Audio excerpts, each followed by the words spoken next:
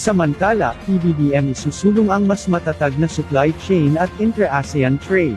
Naniniwala si Pangulong Ferdinand Marcos Jr. na kailangang patatagin ng mga bansang kasapi ng ASEAN ang kanilang supply chains at palakasin ang kalakalan sa loob mismo ng rehiyon. Ayon sa Pangulo, isa sa mahahalagang aral mula sa COVID-19 pandemic ay ang pangangailangang gawing mas matibay ang supply chains, lalo na sa pagitan ng mga kapwa-bansang miyembro ng ASEAN.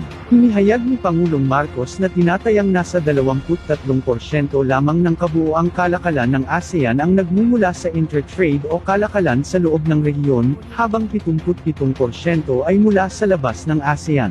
Dahil dito, nagkaroon aniya ng kasunduan ang mga miyembrong bansa na unahing palakasin ang ugnayang pangkalakalan sa loob ng ASEAN region. Sinabi ng Pangulo, kabilang sa mga hakbang na tinatalakay ay ang pagbuo ng Common ASEAN Power Grid at ang pag-standardize ng mga proseso sa importasyon upang mas mapabilis ang transaksyon at mas mapalalim ang pag-unawa sa batas at sistema ng pagnenegosyo ng bawat bansa.